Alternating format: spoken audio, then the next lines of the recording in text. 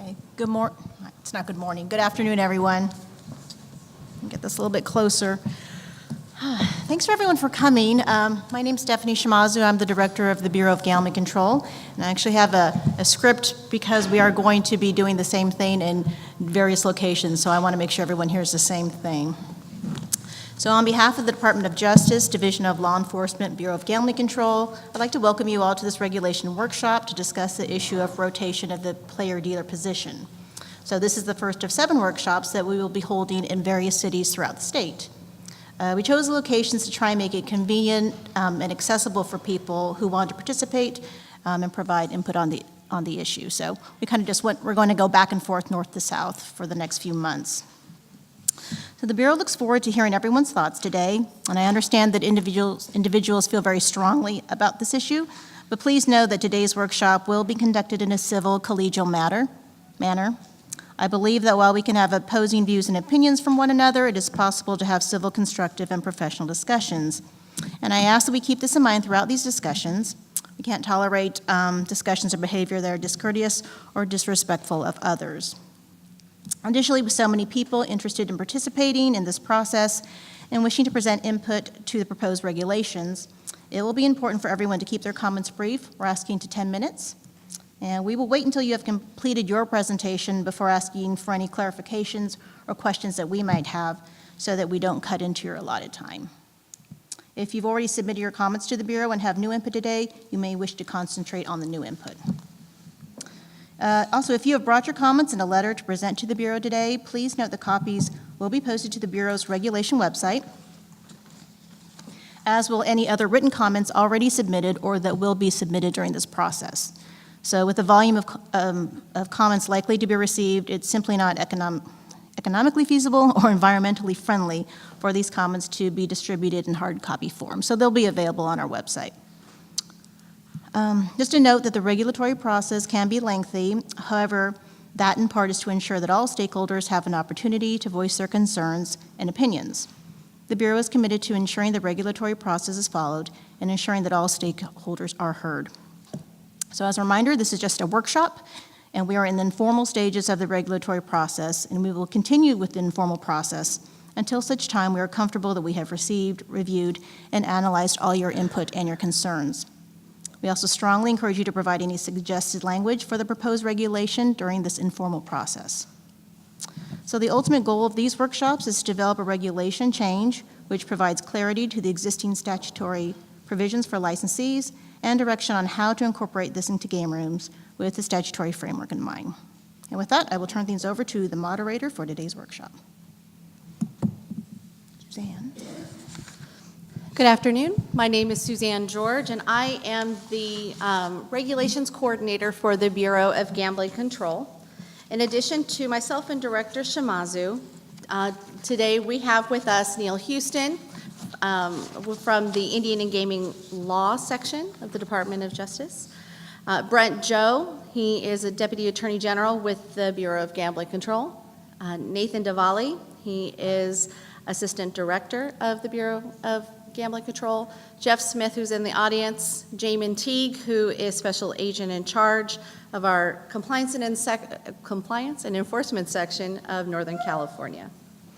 It is a little after 1, about 1:06, on Tuesday, October 23rd, and the Bureau of Gambling Control has scheduled this regulations workshop at the Caldwell Recreation Center at 56 Quartz Hill Road in Redding, California. This workshop is scheduled to discuss the rotation of the player-dealer position.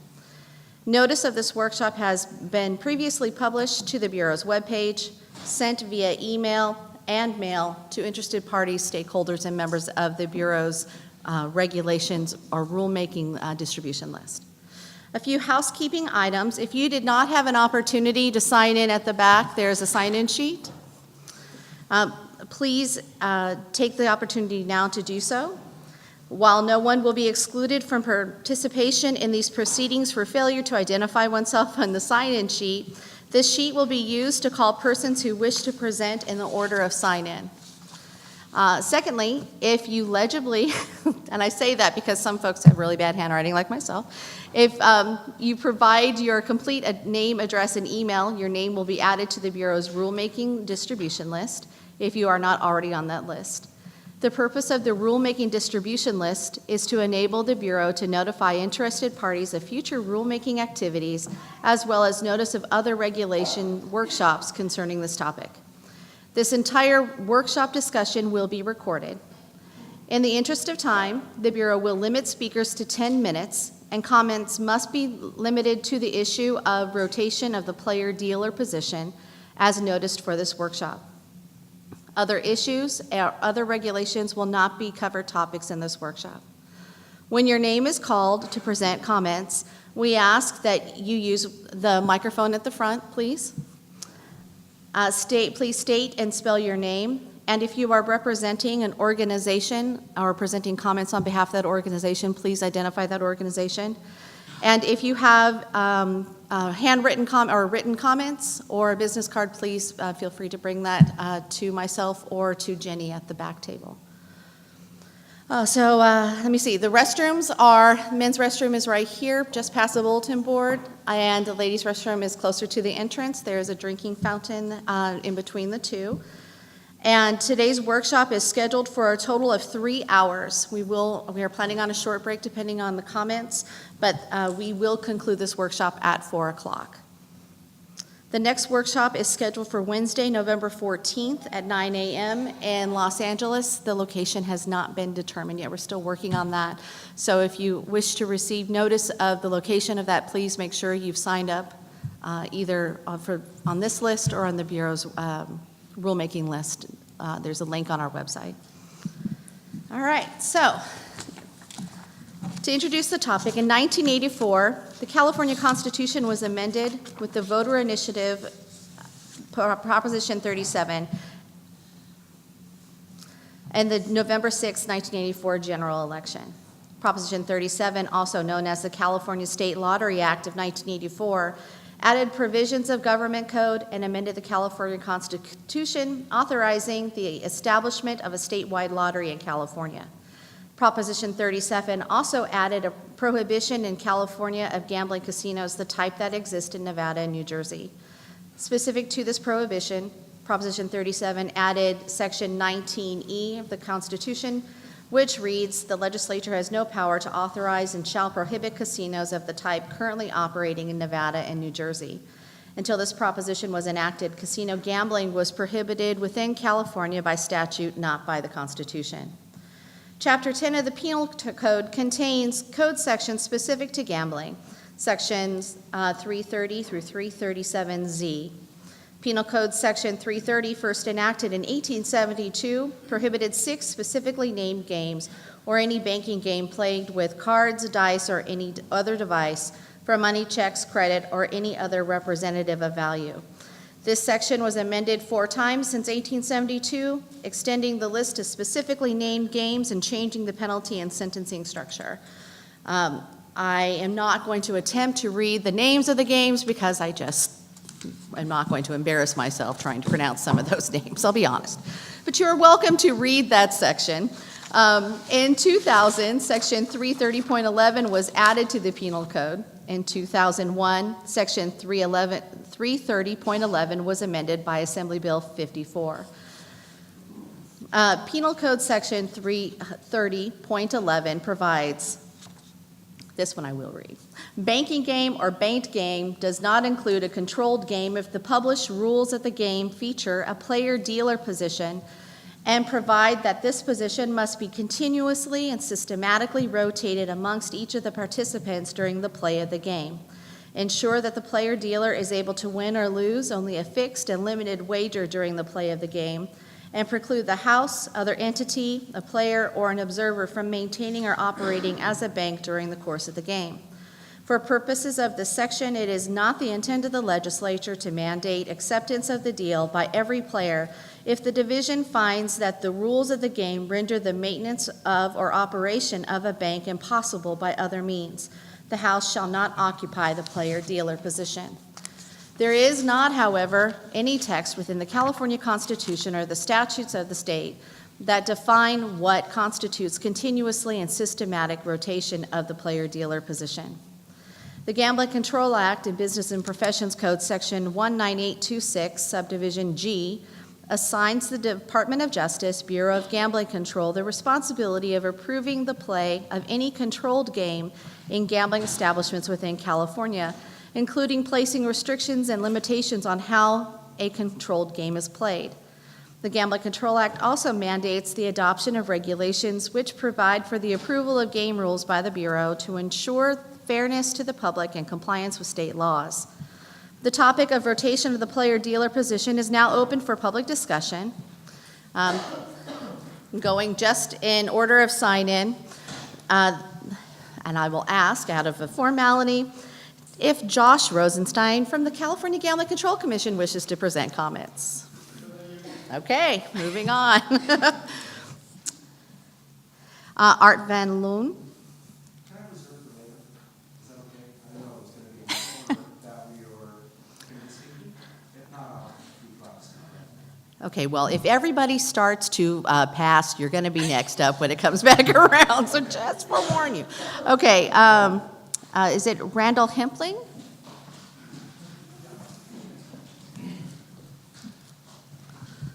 Good afternoon. I'm Randall Hempling, R-A-N-D-A-L-L-H-E-M-P-L-I-N-G. I have no personal interest in any casinos or any of the like. I am the retired CEO of Shasta Regional Medical Center. I moved here about 10 years ago. I just want to make a couple of comments, and you can decide the relevance of them. I'm sorry. We have two very publicly oriented or charity-oriented casinos in this community. One is Wind River. They do a great job in supporting the community. The other is our local group over on Hilltop, the Casino Club. I happen to be the former chair of the board of One Safe Place, which is a domestic violence center, which receives monies from both of these entities in a matter of charity. I'm also former chairman of the board of Turtle Bay Exploration Park, which is our museum and the like, and also received monies from both of these entities. I believe that the promulgation of the rules that you're putting forth now, the changes you're wishing to make, which after several years, sounds like about 17 years, where you have not pushed this particular issue of the dealer rotation and the banking rotation, is going to put an incredible bit of harm on the small casinos. They rely on these monies. For one thing, it helps them continue to provide a poker room, a poker game, for those of us who enjoy that. The other, and there's a secondary comment here that you can decide, well, again, you can decide the relevance. About 4 years ago, Wind River attempted to go non-smoking. And as a hospital CEO, I applauded that, and I think it's just grand. The Casino Club is a non-smoking environment. If by the promulgation of these rules, you have people who enjoy the games that we're talking about, I don't play the banked games. I'm an old poker player. That's what I enjoy doing. If by doing this, you are making everybody in this state who enjoys those games in the small casinos move their playing of the game to a larger casino that allows smoking, you're going to run up against a pretty good-sized problem. You may or may not have noted that on television lately, the large tobacco companies have been required to put out a statement that there is no minimal amount of ambient or secondhand smoke that is allowable or good for people. It's just as bad as smoking yourself. So if you do two things with this, put a local tax-paying casino out of business, and then force people to then go to a smoking environment. Unfortunately, Wind River they changed for economic reasons. They changed back to their smoking policy. You're going to put people in that environment. Again, I don't think the promulgation of these rules at this time is appropriate.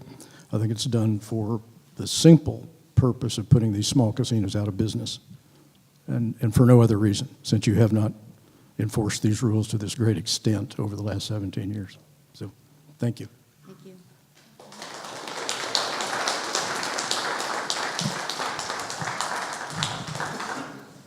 All right, next is Kyle Kirkland.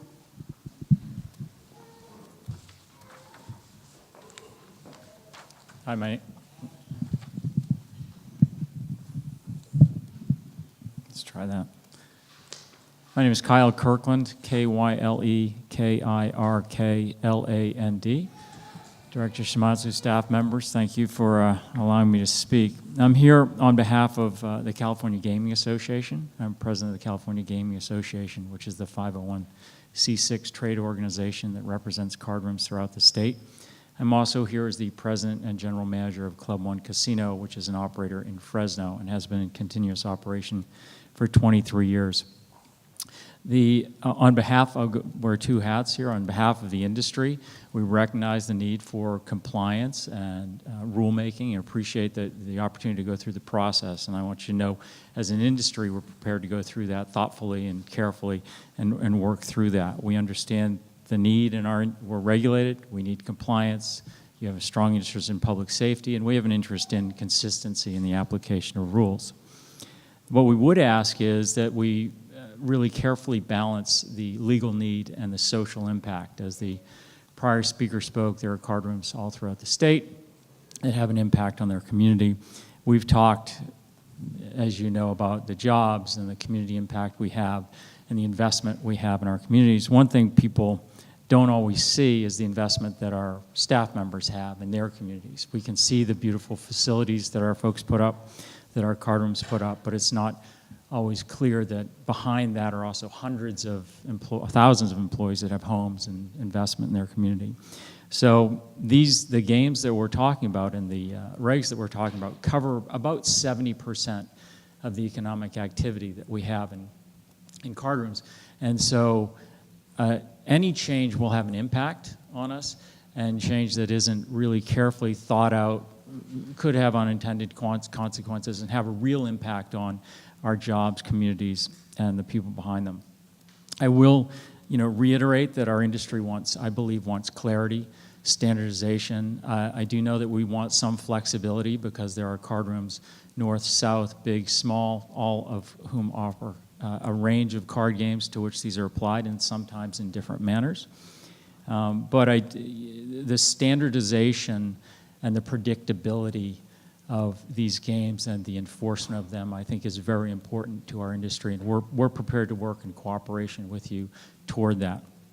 As an operator, I would ask you to consider the practical concerns, which are that we deal with human beings, both for staff members and guests.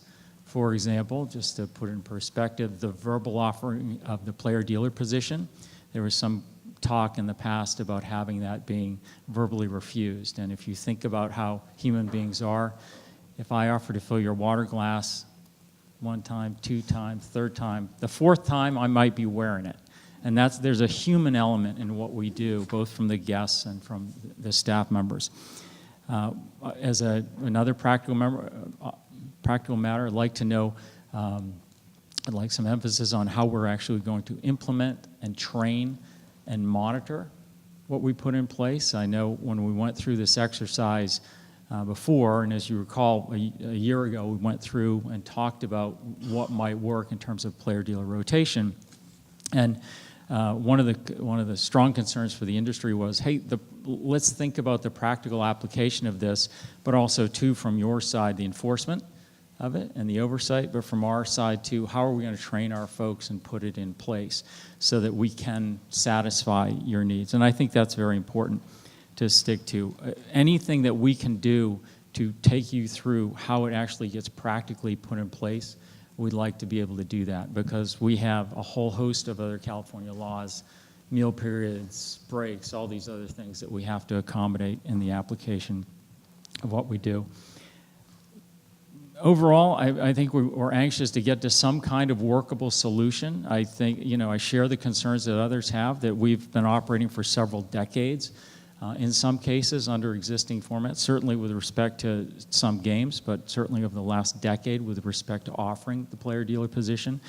There's a concern that this could be disruptive, but I would say that in general, I think we want to work toward a workable solution, but with the idea that, hey, it's 70% of what we do, and we are very important to our community. So to the extent that you could take that into the thinking, we'd appreciate it. Thank you.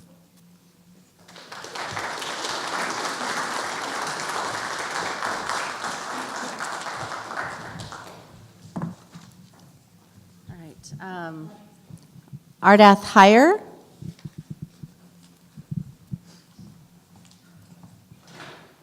Good afternoon. My name's Ardath Heyer. It's ARDATHHYER.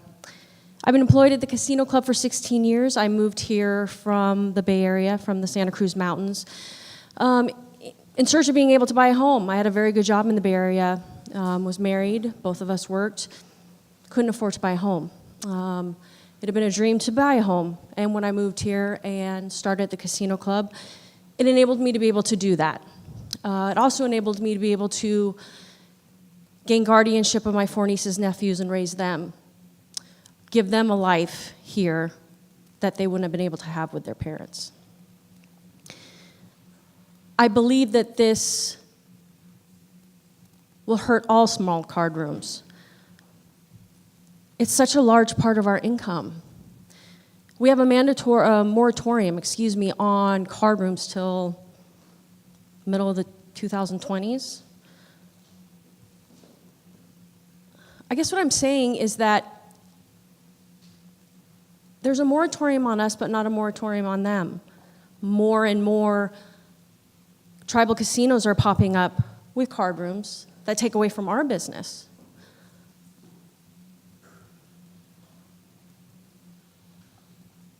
I believe that it needs to go in tiers. I'm the compliance officer at the club, and we're a Tier 1 club. Our mix are so much different than a Tier 5 or a Tier 6 club, and there's a reason for that. It's because we're smaller. And I think that the dealer rotation position needs to take the tiers into consideration. We don't have, we pull from 100,000 people. LA pulls from millions upon millions of customers that we don't have. So I think that really needs to be taken into consideration. Thank you. Thank you.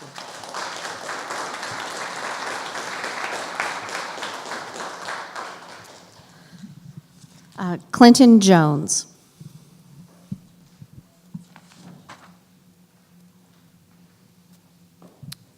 Hello, my name is Clinton Jones, ClintonJones.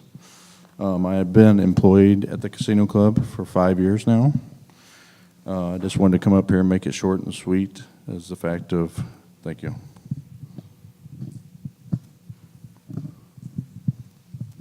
Oh, all right. No, we don't have to bend down. Thank you. We have a lot of game-specific clientele that are strictly to that side of the gaming in our business.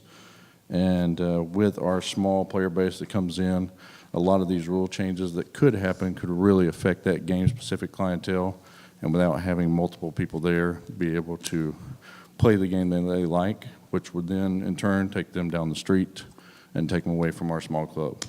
Again, this job has offered me the same type of thing, being able to take care of my family and move forward in life and get a little bit better. So that's really all I have to say. I apologize.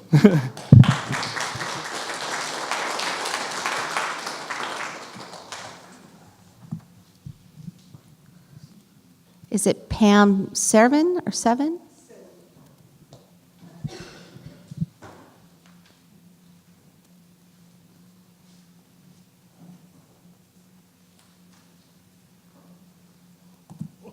Yeah, I'm not as tall as Clinton. I'm a little shorter. Thank you and good afternoon for this opportunity to speak. I also will keep it short. My name is Pam Senn, Pamsenn.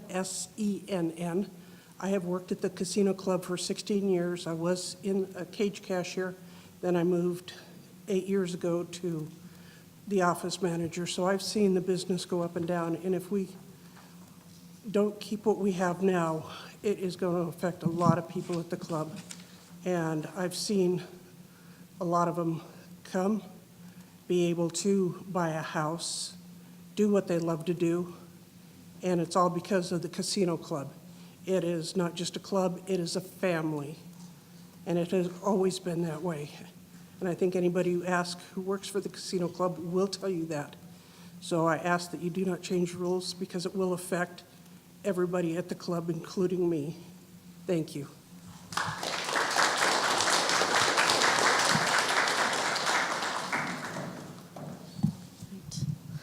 Mitchell Goldstein. The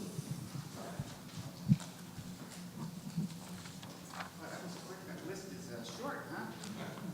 People need to talk. They need to speak up. Okay, I made some notes on my phone, so I'm not watching a movie or playing a video game. Just so you know. Mitchell Goldstein, Goldstein, and I'm going to hope not move around too much here, but when Ms. Shimazu came on into the Bureau as a director, and I really admired her as a commissioner, I thought that they would look back and say, because Wayne Quint, if we remember, if we go back, Wayne Quint first addressed collection, and then about 2.5 years ago, the Department of Justice and the director of the Bureau of Gambling Control broke the law and committed an underground regulation. They sent out a memo and made new rules, and that was ruled that it wasn't underground regulation, that it was supposed to be some compromise.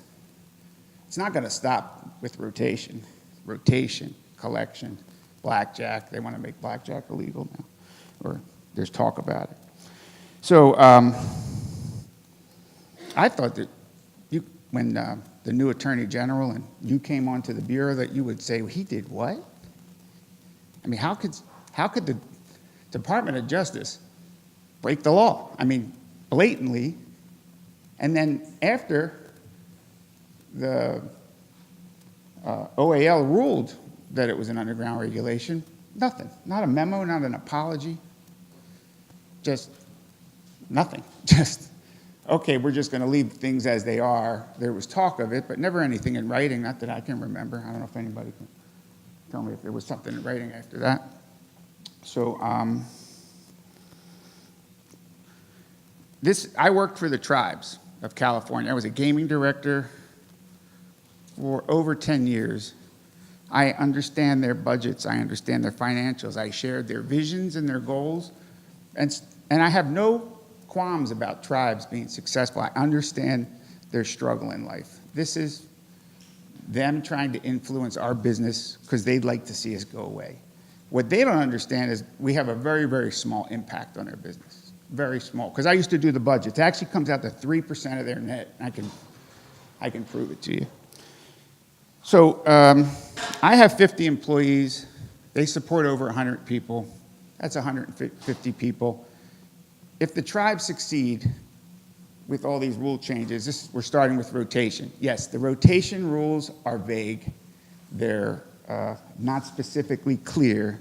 But what we should be doing is trying to change the rotation rules to what we're actually doing and not try to change them that will hinder our business, because that's what the tribes want. The tribes they're saying, oh, what you're doing is illegal, and we wanted to change it.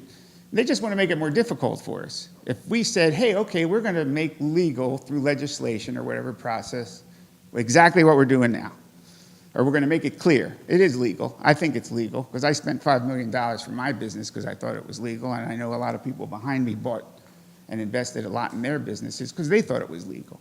You told me it was legal. You approved my contracts.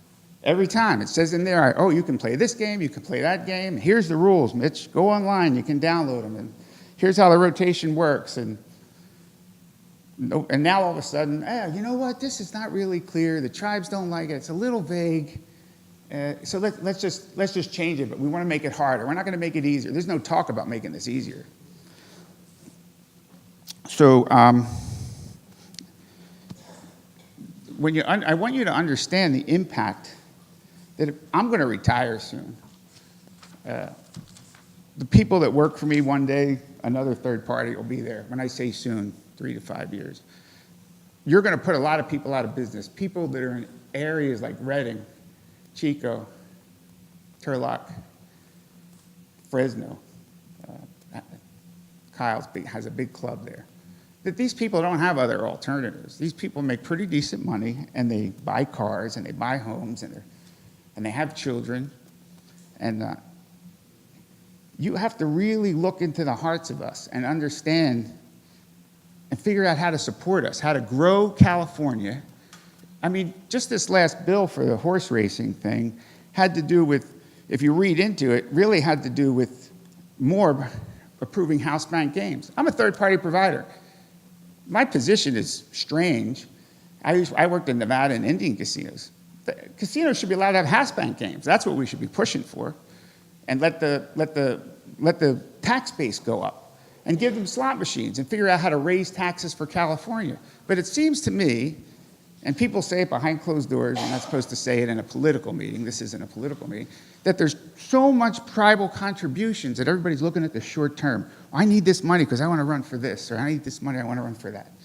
And so I want this money now. I don't care that the tax base is going to go up to $1 trillion if we legalize slot machines, or we let house banks take place, or we made the rules easier for California, or we let Mitch Goldstein grow, or we let Turlock Poker Room, or Club One, or Stones. Let's figure out how to grow their business. So really understand how this process and whatever you're trying to accomplish, because I really don't know. I mean, I understand you want to clear the rotation thing, but there's so many other things to worry about.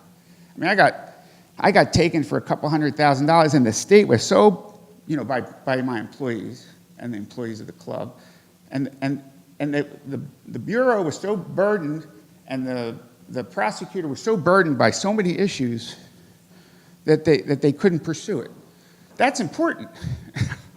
But that wasn't important because they had other things to worry about. We have other things to worry about. I don't want to come up here to Reading. It was a 3.5-hour drive to try to fight for my life and the life of my employees. So take to heart what you're doing. I want you to go home and think about, what am I going to accomplish today? What am I going to tell my children in 10 years? Oh, we finally did it. We put the card rooms out of business. We made them do player collection. We made blackjack illegal.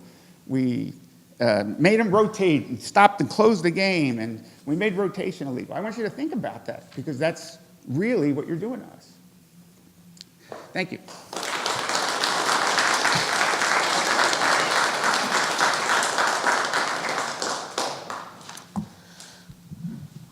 My apologies in advance for this next. I'm so sorry. The handwriting's a little bad. So Peter Singh.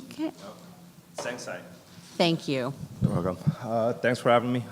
Not very good at public speaking. My first name's P-H-Y-L-A, last name S-E-N-G-X-A-Y.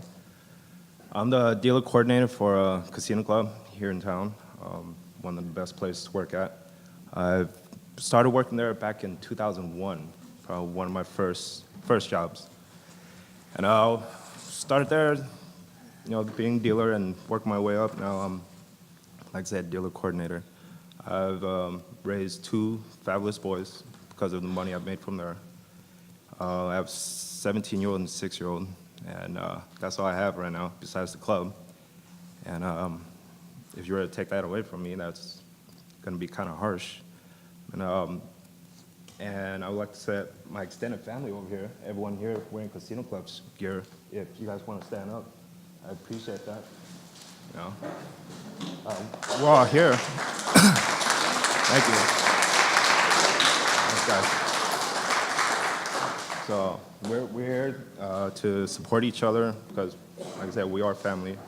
I treat them as my brother and sister. Ileana, she's been like a mom to me, helped me out through thick and thin. And I'm sorry, I get emotional. But I just want to say, if you pass this, whatever you guys try to do and take these jobs away, it's not only hurting the Casino Club families, the CalGam families as well, taking jobs away from them from their kids and whatnot. But I see that it says Department of Justice up there, but I don't know if there's going to be any justice if you guys take these jobs away from us. So that's all I got to say.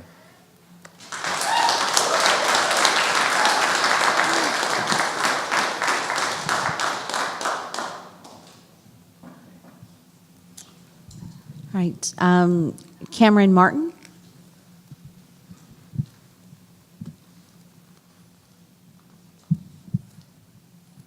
Hi, my name is Cameron Martin, Cameron Martin. I am a manager at the Casino Club. As soon as I turned 21, I went in there and asked for a job. Obviously, I didn't know how to do anything there, so I put in a lot of time on my own, and whoever had any time to work with me. And I have been working there since I turned 21, about 11 years ago.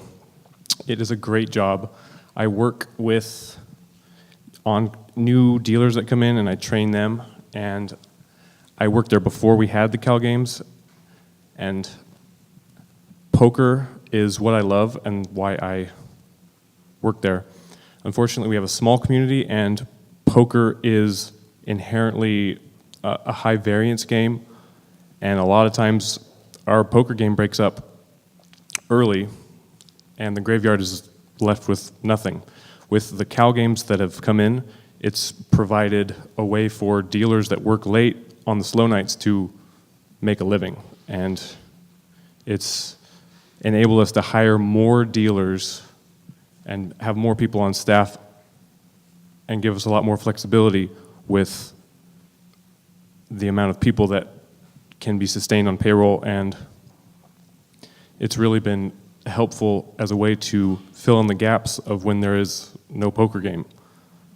The Cal Games are a very steady way for the dealers to make money and the house to make money, because we don't have an interest in winning or losing, we just have an interest in people playing, because it's a fixed drop.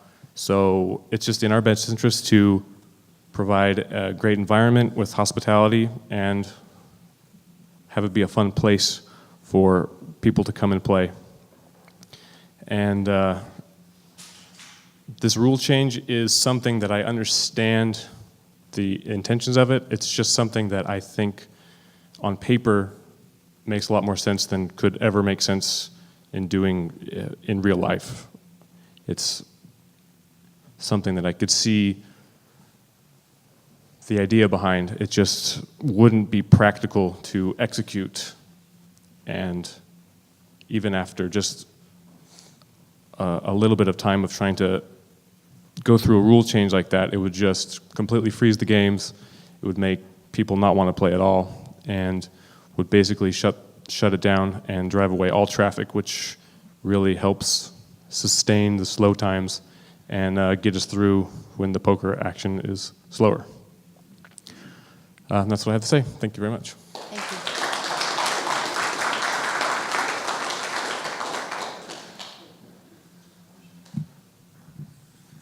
Derek Johnson.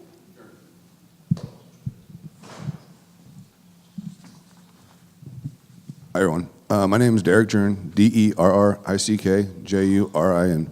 I've been a dealer at the Casino Club for 14, almost 15 years. Casino Club's everything to us. That's how we... Sorry. We're a family, you know? It'd be tough to take this away from us. We've worked hard to be the local, up against the Indians, the gaming. We're so much smaller than everybody else. Like I said, we're tier 1, we're tiny. So anything that you take away from us can, hugely impact our families and our income. Thank you.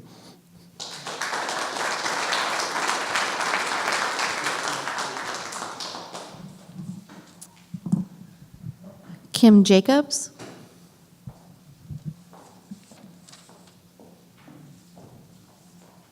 Hi, I'm Kim, Kim Jacobs, Jacobs. Thank you for having us here today. I'm a Cal Games dealer at the Capitol Casino, and I've been rotating the player dealer position since 2006, and the same way, and I'm just hoping after you marshal all your information, you put it all together, that you'll come back to just allowing us to do what we've been doing and continuing us all, because we all love our jobs, we all want to keep our jobs, and I just hope that you make that decision. Thank you.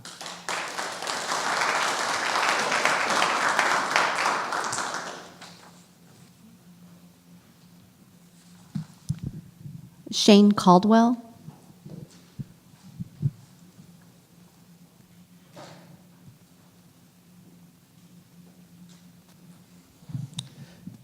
My name is Shane Caldwell, ShaneCaldwell. I've been an employee at Casino Club since 2007. I moved here from Chico. I was a dealer in Chico and Orville. I met my wife in Reading, her 3 wonderful children. We've made a family together. And that's all due to working at Casino Club. It provides for my 5-piece family.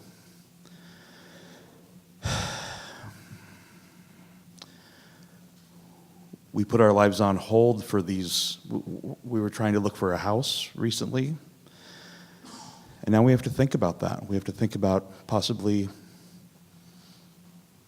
going down to 1 income, and that's scary for a big family that's trying to establish themselves in the community. I'd also like to point out that the owner of Casino Club, or what everybody calls Mother, she's wonderful to all of us, is very involved in the community, very charitable, helps mothers, helps children. If that were to go away, that would be devastating to not only the employees, but to people that aren't even involved in the casino business. I think it would be a terrible mistake. Thank you.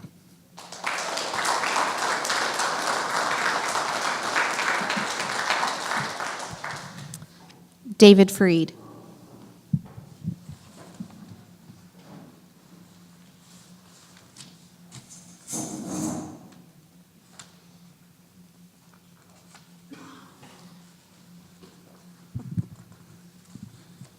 Hi, good afternoon. My name is David Freed, D-A-V-I-D, F-R-I-E-D.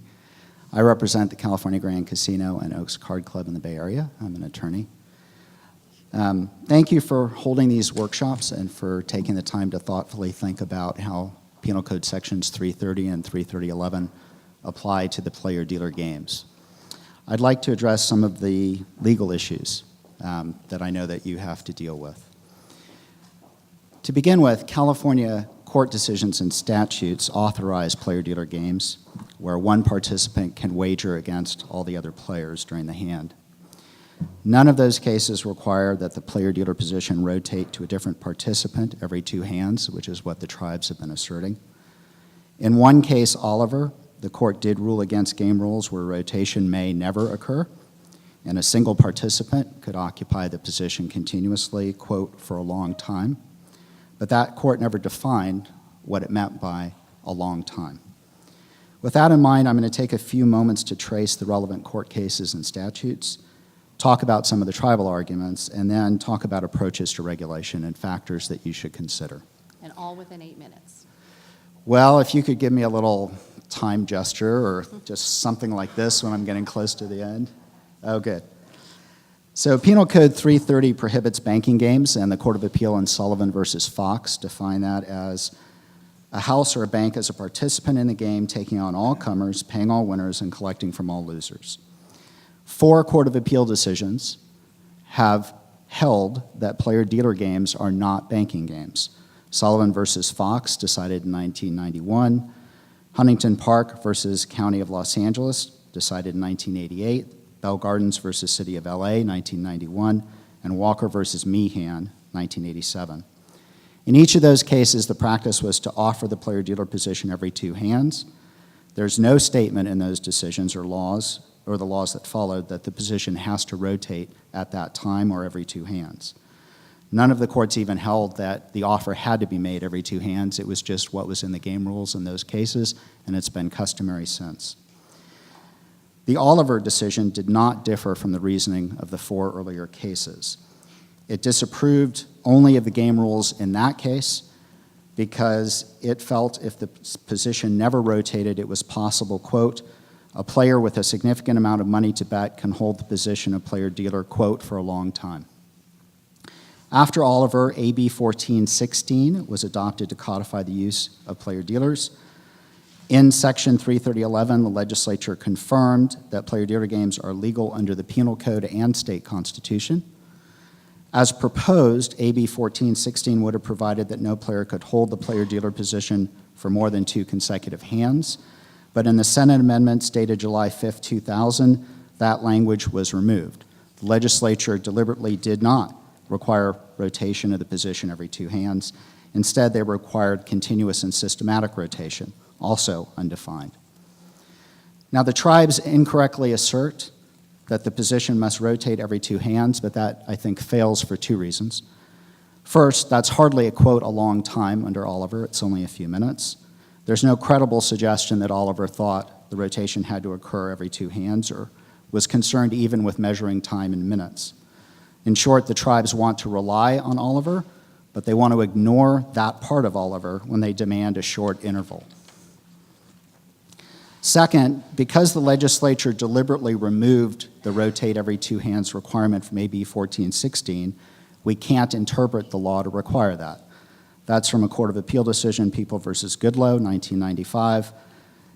The court said the evolution of a proposed statute after its original introduction in the Senate or Assembly can offer considerable enlightenment as to legislative intent.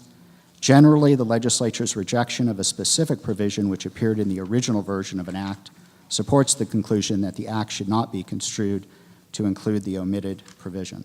So there's no requirement in law for rotation every 2 hands. In fact, that would be contrary to Oliver and the legislative history of the statute. I've also heard some tribes argue that you look to a single hand to see whether banking is occurring, but all 5 Court of Appeal decisions rejected that idea. Now, at the same time, I think we all have to acknowledge that phrases like for a long time and continuous and systematic are not defined, at least not in the statute. But there are common usage understandings of those terms. If you look at Webster's dictionary, where it defines the word long in relation to time, it says considerable, prolonged, having great number, length, or height than usual, extending far into the future. And the Cambridge Dictionary says being an amount of time that's more than average or usual. And the examples include a long film or meeting. It's a long time since I worked there. Passengers could face long delays. She had a long career in films. They had a long and happy marriage. Similarly, there's no definition of continuous and systematic. In ordinary usage, the second hand of a watch, Halley's Comet, the rotation of offense and defense in football are all continuous and systematic. If I take my dog for a walk every morning before work, that's continuous and systematic. So any determinable interval of time is going to be continuous and systematic. With these factors in mind, in addition to the factors that Kyle mentioned earlier, I think there are a few factors you could consider in framing regulation. Now, when we met with the Bureau 3 years ago, and they first talked about developing rules for rotation, the Bureau at the time made it clear that they were starting with the idea that the rules had to have a fixed interval for rotation. I'm not going to foreclose whatever arguments people in the card room industry want to make about that, but within that framework, you should consider the following. First, the rotation method that the Bureau did come up with in 2016 procedurally was challenged, but substantively, it was a way of determining a fixed interval of time on which to base rotation. And it is substantively valid. Now, the Bureau at the time said they were going to initiate it temporarily and then review it after 12 months. I think it would have imposed substantial costs on the industry, but I think the industry by and large was willing to work with the Bureau and to live with it and to try to see how it would work. That said, during all the workshops you've scheduled over the next few months, I think you probably are going to receive more than one idea about how rotation should occur. And I think you should be open-minded about that. And in the ultimate regulation, allow some flexibility as well as the ability for you to consider proposals people may come up with in the future. I mean, after all, you're being tasked with something like an umpire. Your job is just to call balls and strikes. It's not to make policy decisions. So if someone in the future comes up with a way to rotate or order their game rules, your regulation should allow you to to consider that on a case-by-case basis. Importantly, none of the 5 decided cases order a specific way that rotation has to occur or a specific definition of continuous and systematic.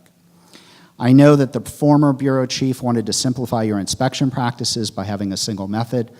I don't think that's legally supported, and I think your staff is more than capable of looking at an approved method of rotation and then observing whether it's being followed. We do the same thing now with our game rules, which vary from club to club.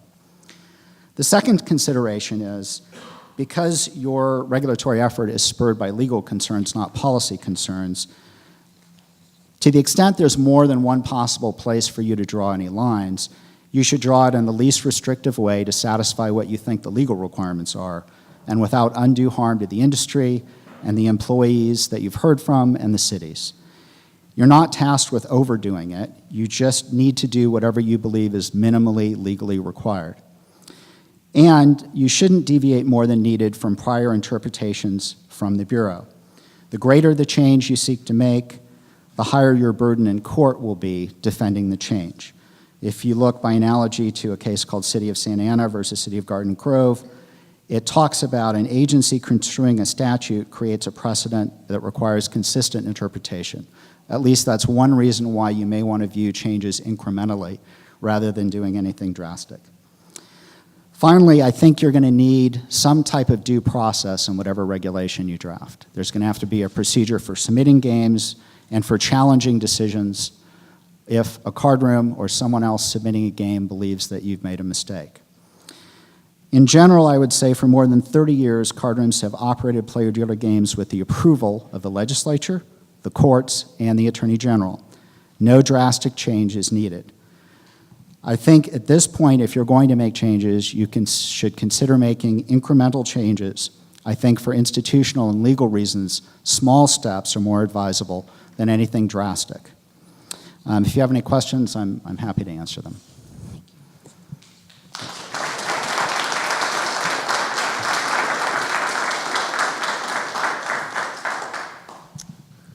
Ami Bahalis? Thank you. Hi, my name is Amy Bowles. I've worked at the Casino Club since 1987. I believe that minimum wage was like $3.35 an hour back then, so that's a long time ago. Legally with school work permits and so on and so forth.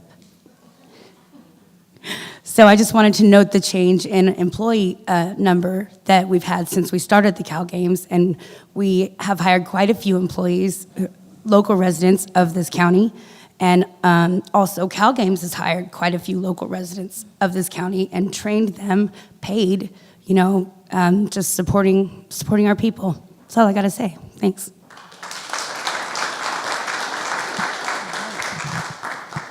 David Westfall.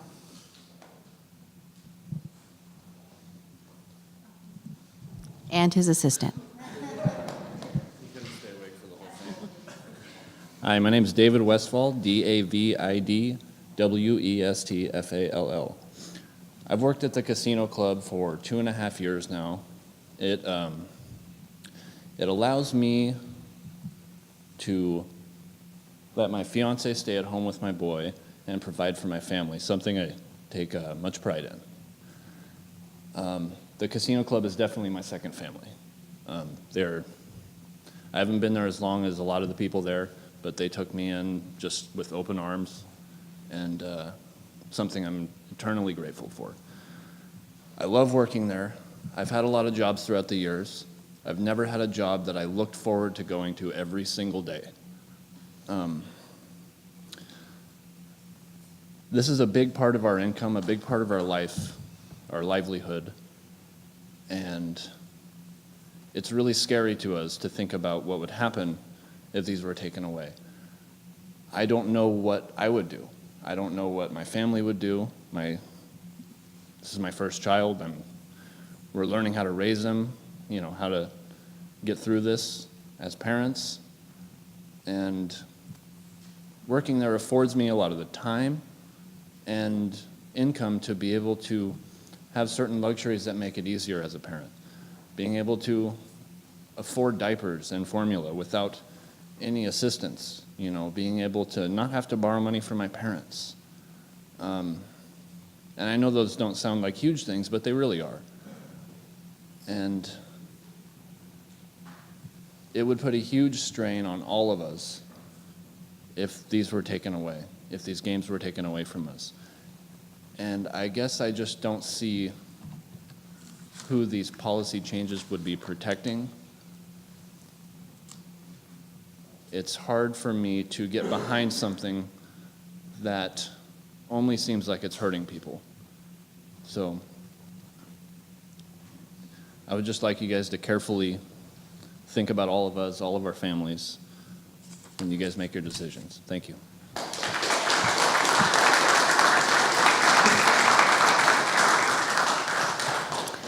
Art Van Loon.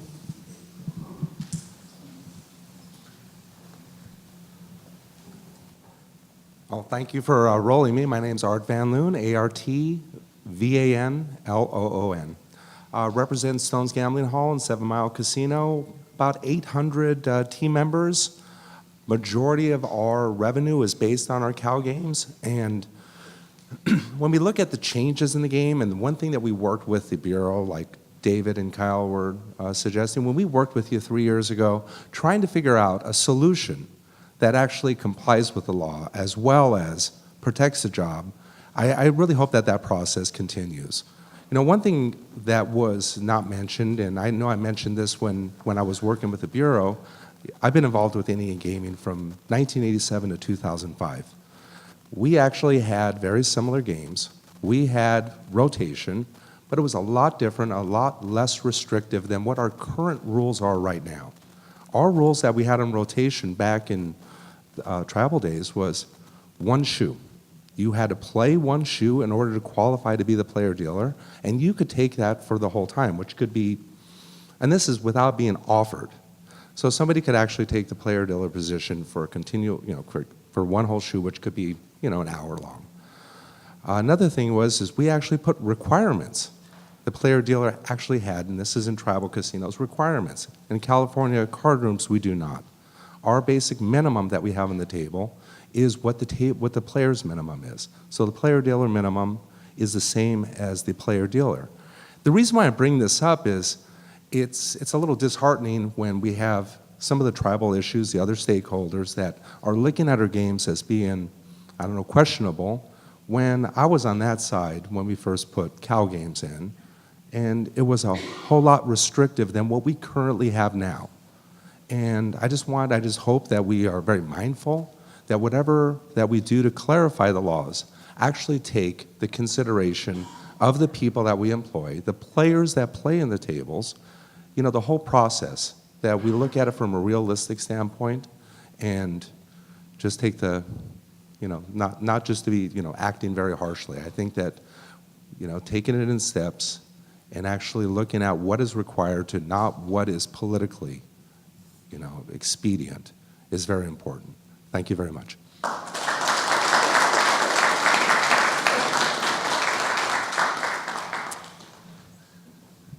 Well, that concludes all of the folks who have signed in. Excuse me? Hold on just one second. Hold on a second. Director Shimazu, did you want to ask some questions, or did you want to take additional comments?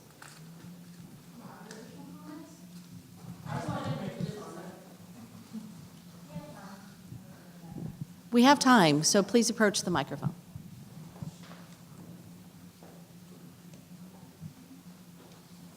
And then we will get right back to you. My name is Nick Gardner, Nickgardner.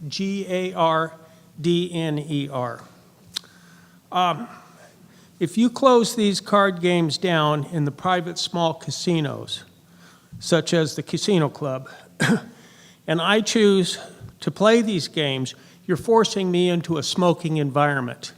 I don't like a smoking environment, and I hope you'll take into consideration that it doesn't seem like the government should be forcing us to go there to play the games of our choice.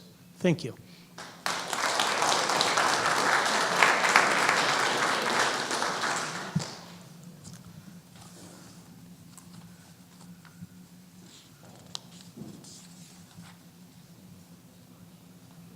Sorry, I was really nervous earlier. higher, so I left out some things. I wanted to. Okay, I'm so sorry. Higher, right? Higher, Ari Higher, Ardith Higher. I just wanted to present a scenario for a smaller club. I know one of the player-dealer rotation issues is that they want us to hold the bank. And I want to explain to you why that's not possible Okay, I'm for sorry. us. Before you go on, Yes. we're going to limit your, because you went on about 5 minutes the first time, so 5 minutes. Oh, sure. this time. So for us, people don't just, we don't have a full table all the time. So if somebody comes in to play, let's say in the early afternoon, and they have to sit and wait, they're not going to want to come back. They're not going to have to come to the casino club and sit and wait to be able to play. So when my coworkers say that you're taking away from us, that's what we mean. People come where people are, and somebody's not going to want to come play at the casino club if they know they just can't sit down and play. If they go to a tribal casino, it doesn't matter if it's just them and the dealer.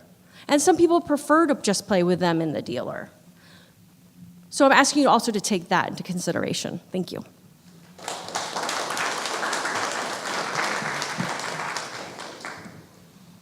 I didn't know I had to sign up. Can I say something? Yes, please approach the mic.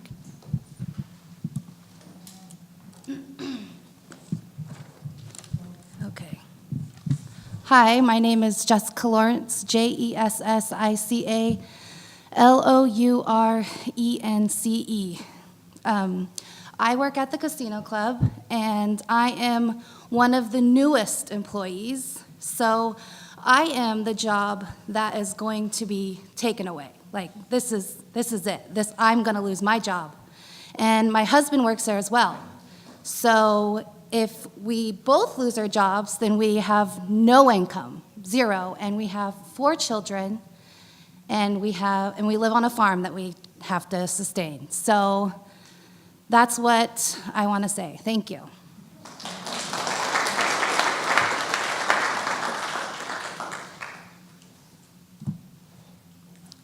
If you'd like to speak, come approach the mic. Thank you. Hi, my name is Jennifer Faiba'u, Jennifer, F as in Frank, AI, P as in Paul, AU. And I'm from Sacramento, California, and I work for Capital Casino. I've been in the gaming industry, I'd say almost, let's say 17 years. I started off in a card room, and I worked in a card room for 8 years. Loved it there. And then the economy went bad, so players weren't coming into the card rooms, so I wasn't making good money, so I applied for an indie casino. So I worked for an indie casino for 4 years, and very different from card rooms. I felt like I was just a number. Like if I was sick, I went to the hospital, they didn't care. It was just bring it out, and then if I was in the hospital longer, it wasn't fun. I lost my passion for casinos, and I loved it. Like when I was first introduced, I absolutely loved it. So then I quit the casino industry, and I just came back to it. I want to say earlier this year, and I found my passion again. I loved working in a card room. It wasn't the, I guess it was just like the management, how it was run. You know, I feel at home. I work for Capital. I know the owner. He's there. He's changing the light bulbs. He cleans. You would think he was a janitor. He is amazing. I mean, they all laugh, but it's true. These guys, they love their job, and it makes me love my job. Like, I found my passion again. And I come to work because I love who I work for. And everybody there, like, they don't have college degrees, you know, but we do it because we love it. And if you take this away from us, it's gonna be so hard. And I don't know what we would do. I mean, go for an Indian casino who they don't even care about me. And I'm a hard worker. I love to work. and who I work for, I'm proud to work for him. I'm proud of my boss. And I don't know who can say that, but everybody here who works for a card room. And so we ask you, please don't take that away from us. Thank you.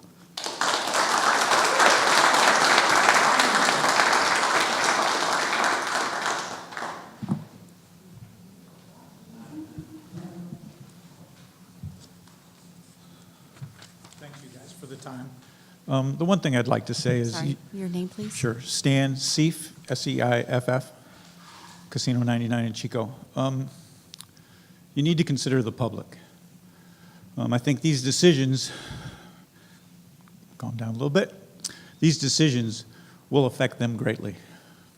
All these people need jobs, but mostly no customers, no jobs.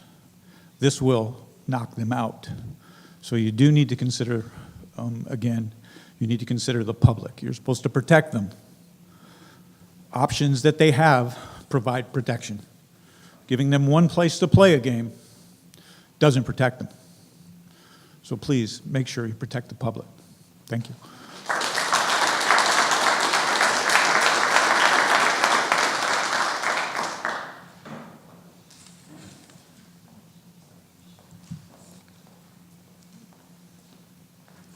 Hi there. Brian Lundgren, B-R-I-A-N, L-U-N-G-R-E-N, and I'm one of the representatives of the Communities for California Card Rooms, which is a coalition of nearly 50 small to medium card rooms, civic organizations around the state. First of all, I want to encourage you, I know you have, but I want to re-encourage you to look around at this room. This is a mosaic of California. It's a mosaic of this industry. While not a large industry, a very, very important industry within our economic structure. A lot of the regulations and laws that you're considering to adjust or overturn or reform were done so under the auspices of the California legislature over the last 20, 25, 30 years. And also under the approval and guidance of 4 attorneys general. And so what we would like to do is encourage you to open that process maybe a little bit wider and incorporate the legislature because they are also true representatives of the mosaic of California, since they, to the most part, had a fundamental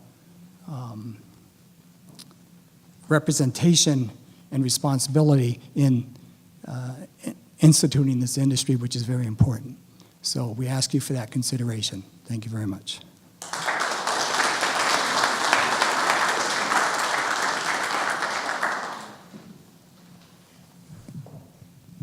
Hello, everybody. My name is Noel Tapia. Noel's N-O-E-L. Last name's Tapia, T-A-P-I-A. And I am a contract city attorney for several cities in Los Angeles County, representing, I believe, the 3 largest casinos in LA County. And wasn't prepared to come here to really make any comments. I wanted to come to just gather information and just be prepared so when the workshops come to Los Angeles County. But I do have a question and then a comment. My question is, this workshop was opened up as an informal process, and there will be a following formal process. So hopefully by the end of today, you can outline what you at this point believe what the formal procedure is, so that we can prepare for that formal procedure as well. And as far as the comments go, I would just like to echo basically everything that was said today. From an attorney's perspective, I appreciate the role you play. You're not a legislator, you're not a policymaker, you're someone who your job is to enforce laws, rules, regulations that are adopted. So a lot of kind of the policy considerations, while you, I'm sure, are open to listening to that, I'm sure you probably are more focused on the law, right? The laws, the rules, regulations to make sure that whatever it is that you do complies with those rules and laws. But I think, a couple of the speakers spoke about your duty to follow the law and what that means, and you could still consider all the impacts, right? If there's a rule that says you cannot speed, it doesn't mean you take people down from 65 to 10 miles an hour, and perhaps you go to 60 or 55 or whatever it is. So I think that that's something that resonated with me listening to the comments, is whatever this body does or whatever the Bureau does as far as adopting the regulations, that it does comply with the law, but you definitely should take consideration into the impacts, the real impacts that this has on people's lives. And I guess, this comment would be more for everyone here in the audience, is, all the stories that you share, there's a focus on small, I represent cities that have large casino card clubs. And the stories that you share are definitely true for our employees as well. Well, not my employees, at least the residents and the members who come and work in our communities. Those stories are true as well. The Commerce Casino employs over 2,000 people. It's a very engaged, active member of our community. They award scholarships. I believe they've given over $1 million to local scholarships. I've met with you a week or two ago, and I shared that in our community, in Commerce, there is an aquatic center that rivals any aquatic center in LA County, Orange County for that matter. And this is a community of working class people who many rely on these public services. Many move into our communities because we provide the best public services in LA County. And this aquatic center is named after an Olympian. She grew up in the community and she went to the Olympics, she played water polo, and now the aquatic center is named after her. This aquatic center and the polo club has given kids the opportunity to go to colleges. I shared a story that there was 2 kids that are freshmen at a local college in Los Angeles County, and they recently played USC, which is the #1 ranked water polo team in the country, and one of the kids scored 2 goals as a freshman. There he is competing against USC, the #1 water polo team in the country. So this kid from Commerce, with Commerce roots, is competing with, the wealthiest, the most privileged, the most, whatever you want to say, kids in the country. And that doesn't happen without the support of these card clubs. So again, I hope that, in partnering in this process, that we have this balanced approach with complying with the law, but also taking into consideration people's lives. Thank you.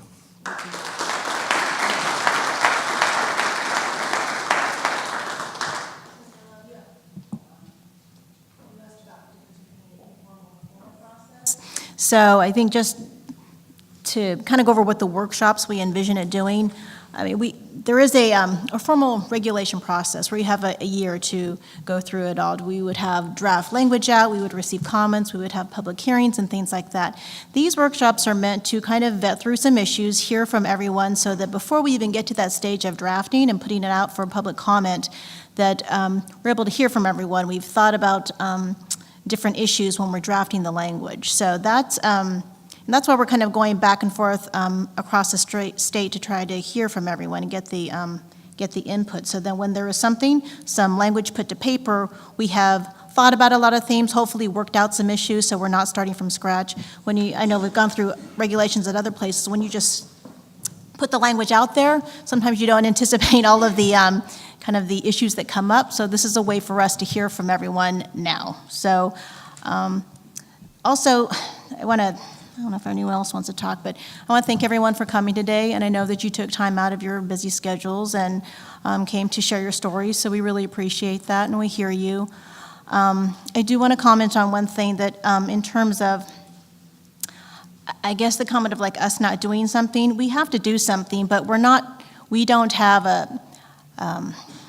sure what that is. That's why we're doing these workshops. Right now, there is something that is left open to interpretation. It's our job, our responsibility to interpret that, to enforce the law, but we have to do so in a transparent manner. So getting the input now is what we're doing to try and get to a place. So I don't want to mislead people and say that after these we're just going to stop. We do have to put something into place. It's what that language is going to look like. And it has to be legally defensible, so all the attorneys, it's important to hear from them too, because we need to take into consideration what the legislature did, what the courts have said, what the statutes say when we're putting something together. Just want to make that clear. We do hear you, but we do have to put something in place. So all of these workshops, when people participate, it just helps us and educates us, makes us think of things. If there is some, we don't have all the answers, and we've thought about it for a long time, but we're hoping to hear more from everyone else so we can take that into consideration. So I don't know if anyone else on the panel has anything to say, but. No? Okay. Is there anyone else who wants to speak? Mr. Goldstein? Okay. Approving of new games. Where do we, that was part of the underground regulation ruling, actually, because it was all in the same memo. It's actually an actionable item where the Bureau is required to approve new games. And I know there's been some recent talk that that's going to happen soon. So, just to be clear, we're only going to talk today About rotation. about the rotation. Okay. Yeah, we want to make sure. Well, the that issue we're- of rotation, we stopped approving games because of the issue of rotation. That's true. Yeah, so I, It is true, but right now, we're just working on how to define that, the rotation of the player dealer position. okay. And we just want to make sure, because we don't want to get sidetracked with other issues. We know there's a lot of important issues out there we still need to talk about, but the purpose of these workshops is to concentrate on the one issue, to make sure everyone has time to get their thoughts out on it. and Josh Rosenstein was going to talk, and did he talk? I don't know, is Josh going to talk? He waived his, he did one. Oh, I thought he wanted to talk at the end. Okay. Excuse me. No, that was- I was curious what he had to say because Okay. he works on the commission with the Right. rulemaking. So. I don't Okay, know, thank- Josh, you want to talk? I mean, he's calling you out.